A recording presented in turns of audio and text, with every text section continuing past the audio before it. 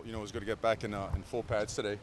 Went out there and right away got into our fundamental work, talking about tackling drills, turnover circuits, making sure we're putting the ball away, making sure we're trying to knock it out every opportunity, and at the same time making sure we're focusing on tackling. And we've really invested in the rugby tackling form, which is something that I think a lot of teams around the country have gone to for safety reasons and also for securing tackles. I mean, it's something that in college football it shows up on tape a lot.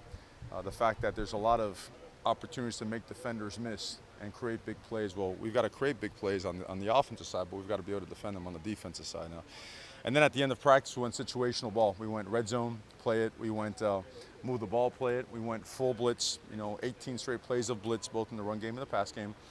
And the situation for today was put the ball at the 15-yard line, 15 seconds on the clock, 1st and 10, need a touchdown to win. And it was neat the way the guys responded. And we had instructed them, hey, this is our MO in this situation, so they know what to expect and what to do, whether the ball gets thrown out of bounds, whether the guy's tackled inbounds. And it was a very productive period, so overall, some really good work today. How are you going from fall camp to game prep? What's that do over the next few days? We're still in fall camp. We are. We won't go to game prep until into the weekend, quite honestly. We still have some things that we want to work out, that we need to work out, and we feel it's still too early to go full bore into what we're going to see on game day. Now, mind you, there's a lot of carryover to what we do on both sides of the ball to what we're going to be seeing. And if you're ruled up and if you are sound in how you teach it conceptually, we feel just very strongly about preparing like that. So you've talked about even with the new NCAA redshirt rules that yes. You still want your freshmen to earn playing time. How far along are you kind of in the process of selecting who's going to play? We'll have a pretty good idea by Friday. Who deserves to play. But at the same time, this redshirt rule affords the opportunity to make this a true developmental squad. And I think that should be a tremendous incentive for everybody, freshmen across the country. This is no longer, hey, you're going to scout team, and I know what that's like now, all right? Put yourself in my shoes, 230 pounds at Miami. Hey, you're a scout team guard, and you got to block Cortez Kennedy and Russell Maryland and those types, right? A lot of fun, right? I used to be 6'7", and they shrunk me down by, boom, knocking me back. So now it's different with this kind of scenario now, with this type of these new rules that are in play. These guys have every day as an opportunity to prove themselves and gain ground towards being a player and a contributor on this football team. So it's a win-win situation for everybody. With Cyrus's size and explosiveness, does he remind you of any running backs you coach or maybe any former Oregon running backs? He's a big dude. He probably has a better personality than anyone I've been around, so that's for sure. Cyrus has got power, he's fast, he's got really good hands, very instinctive player. He's played defense, so he's all over the field on special teams. He's going to be a really good player for us. Does he remind me of guys? He reminds me of a lot of different guys. He's kind of like the salad bowl, all mixed up in a one. But he has had a really good camp. He really has, so we expect him to have a really good year. And he's got the dance moves too. He does. He's got. He started that deal with that little. It's Fortnite, right? Yeah. With my kids do that all the time. They made me, back when I grew up was a Cabbage Patch, right? You don't see that anymore. Now it's that Fortnite dance. So I'm not going to do either one on camera, so don't worry about it. We're good, brother. We're good. You feel like that two deep's coming together now? That two deep, your depth chart? Yeah, I think it's been building. I think it's been in process for a while. I think there's several guys on the threes that are pushing for time, and I think that's great. And I also think there's several positions that you just can't close out right now. There's several positions where you see this, man, this is a co-starter situation where some guys got to prove just a little bit more than the other to take the first snap of the game. I think several guys have proven the fact that they can play and that they will play, but we still have some positions that require a little bit more to determine who starts and takes play one. Were you in on any of the conversations with scheduling that Georgia game and just your thoughts about having a program like that on the schedule? Well, I mean, it's what you come to Oregon for, and I think it speaks loudly about our administration and the fact that we want to be on the big stage at an unbelievable venue. For those that have seen it, that's a great, great place against the University of Georgia, who's obviously one of the top teams in the country, who's familiar with the guys that are over there, as a matter of fact. So for us, it's just a tremendous opportunity and something that I think we're showing the way we're scheduling that we want the challenge. We want to go find out where we are as a program as we continue to develop the program. That being said, you don't have a game like that on the schedule this year in the non-conference. How do you approach that with your team, and what do you want to get out of this year's non-conference schedule? I know things change when there was a buyout with a particular team or whatnot. I still think it comes to this. We're ambassadors of the game, and you respect the game. And I've heard different comments about the schedule or whatnot. All I know is this: football teams have the same amount of guys as we do, and they're all working just as hard. And I've been on the side of non-Power 5 schools, and I've been on the side of the underdog as well. And I know the energy and the time spent to prepare for a game like this. So for us, we have a lot of reason, all right, and a lot of motivation to play some really good football teams that we have the ultimate respect for. Coach, what have you seen out of the defensive line in terms of their progression in the last 5-6 days here? Yeah, I think two guys that have really stood out, because you know about the Austins, you know about Jordan, and obviously Jalen and these guys, and Justin Hollins, who plays outside linebacker, but our packages kind of slip him in there as well. But two guys that really stand out are Drayton Kahlberg, okay, and Gary Baker. I mean, these guys have really changed their bodies. They have bought just full bore into the weight room. Gary's he's a svelte 320 or whatever he is, 315. Gary's up to about 285, 290 pounds. They're both bending well. They're coming out of their hips. They're knocking back, blockers. They have done an exceptional job becoming part of the mix here, and they're going to make a tremendous difference. So when you're in a scrimmage and you're seeing your defensive line and your offensive line performing well against the other, is that a function of a struggle on one side or one side performing exceptionally well? That's such a trick question, man. I coach the O-line. I mean, what do you want me to say? I'm happy that an O-lineman gets blasted.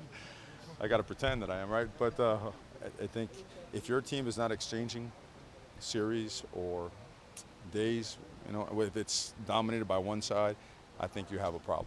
I do. I mean, that spells and smells like, wow, one side is way better than the other.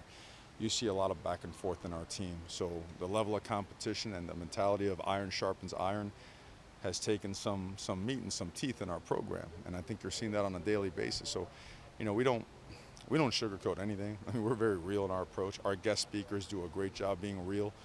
And brother, we have work to do, and we're doing it where it needs to be done, especially in the trenches. There's progress, there's advancement, and we're gaining ground of where we need to be. Not there yet, but we're gaining chunks, and we just got to keep pushing that mentality. What's the takeaways from scrimmage 1 to scrimmage 2 for you? The reduction of penalties was number one. I thought just processes that need to be in place, now are a little bit better. Wasn't happy with the way we started, and when we say start fast, I don't mean it's got to be an 80-yard touchdown, or on defense you got to get a sack, fumble, return it. I just mean the energy and the level of urgency has got to be at a certain, right, a certain height, certain level, because things aren't always going to go our way, and we know that. But it can't be a matter of you not being completely mentally dialed in. And I think sometimes when you start a certain part of your practices, when the ones go against the twos, there might be a little bit of a mental, and you can't have that, because those twos are fighting for jobs as well, all right? And that kind of mentality will get you beat, and it gets you beat every single Saturday in college football. College football used to have one upset every 5 weeks, right? Now you have 5 every week, okay? And it's because people are getting better and developing, and people are getting better players on their roster, so there's no letdown. Could you explain who those positions are that you said are still in battles, need more time to figure out? Oh gosh, I think at every position just about. I know at the offensive line position, the right guard and the tackle position, we're mixing and matching everybody in there. And it's paying dividends because you're getting guys a tremendous amount of versatility work.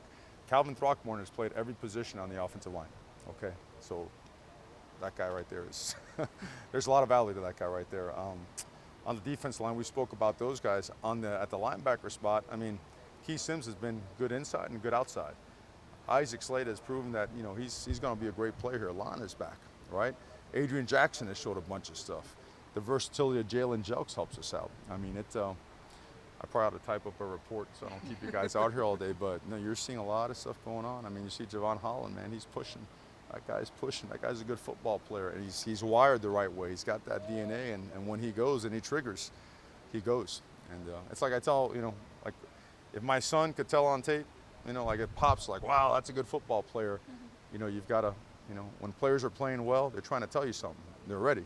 We got to listen to them. Speaking of those penalties, what do you think has been working in helping to reduce those? Well, until we go live, we're going to hold judgment on that, right? Mm-hmm. But it starts with the summer. It starts with the strength and conditioning department. Discipline is not only, refraining from doing something you want to do, it's also doing something that you're supposed to do when you don't really want to do it. And for example, today, Daywood, great example, because Daywood Davis has had a really good camp. I mean, a really good camp. We got a ball that spits for 60, right? And just for whatever reason, half placement's on the wrong side, corner cuts to the ball, and he just, for a split second, just yanks him. Well, that touchdown's coming back. You're not getting that play back, you know? And so there's still enough showing up where you still have to continue to work, and I guess you never stop working it, but the attention to detail on all the little things that we do from the way we tuck in our shirts when we go out to practice. I mean, you see all our coaches, I mean, we have our shorts almost pulled up to our chest, right? You hear the fresh tuck, right? You know, gloves on, making sure equipment, knee pads over your knees. It's just a way of life is what we're trying to establish that should and must carry over to the way we play. So it was a teaching moment for Dawood today. Oh, without a doubt. Well, and that being said, the guy, I mean, you saw him on, well, you guys didn't get to see it. You guys were outside. I keep forgetting that stuff, you know. But the guy's he's playing his tail off. He really is. And but he knew it. Like, he came right over and he gave me the play-by-play, you know. like we're going to take it easy on him, right? You know, but guys like that continue to improve, and we use those teaching moments to help our team. What's been Tabari's kind of rate? He was hurt a little early. Who's that, I'm sorry? Tabari Hines. He was hurt sir. early, and now he's kind of, he said took some mental reps, and now he's gotten some work with the ones. Where you seen him come through camp? And I think now you're seeing him get more into a groove. And what I mean by that, you know, he got here after not being with the team. Mm-hmm. That's tough, right? And then he got here, and then he hurt himself, so he couldn't work out with the team. And then we just threw him out there in practice. Hello, you know? It doesn't matter how many games you've played, what year you are. That's tough. That's really tough. But his work ethic is admirable. He really is. He's a team guy. I mean, the guys have brought him in and embraced him. And today he looked like his legs are getting underneath him again. And we expect him to be a really good player for us. what do you see from the backup quarterbacks on Saturday? Great battles. Those guys are getting after it now. No, they want the job. And more than that, it's not even that they want the job. They want to prove that, you know, if it's their turn to play and when it's their turn to play, that they're ready to win football games at Oregon. I think that's the best. No one's thinking about 2 or 3 on this guy, that guy. They're out to prove that when their snap time comes, that they're going to win football games for us. So, and they're doing a really good job convincing us. After tomorrow, it's 10 days till game day. Is that when you're making the shift to start game planning and treat it like game week? You know, unbeknownst to them, but I guess they'll know now, we incorporate periods that have stuff in there as it relates to our first opponent. So they've gotten a significant amount of work. Not only do our first 3 opponents, but our conference opponents as well. They're just built into our daily practices, 10, 12, 15 plays of you name it. Teams that run the spread option stuff will defend it. Teams that run 4 down, cross blitzes, will run plays against it. Protections, run game, you name it, all right? So we've gotten enough work on there. Are we actually going to split up into scout teams by Wednesday? That'll be more Fridays. Still intend to scrimmage then on Wednesday? Sir? Scrimmage again on Wednesday, is that still the plan? The scrimmage on Wednesday, I think it's a little bit misleading that it is a scrimmage. We will have some scrimmage plays, but I'd say 3/4 of practice is going to be situational football before we go to scrimmage, and most of that will be the 2s and the 3s. What do you see from Panay this game? Panay, it's a big, powerful guy, very athletic. He's very intelligent. I mean, there's probably the hardest position to play in the country, and this sport is the defensive line and the offensive line. He's intelligent. He's a hard worker. He's a relentless competitor.